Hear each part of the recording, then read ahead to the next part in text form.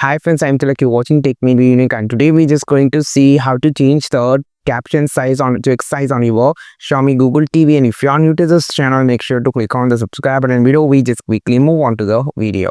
So how to select the caption text size on your Xiaomi Google TV, just going to show in this video. For that, first of all, go inside the setting option.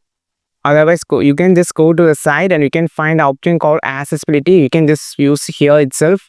So after going to accessibility, click on the caption option, and now you have this a lot of the more options, and here you have this option called text size. Click on this, and here you have a three to four option, like very small. You can see the preview how it's look like.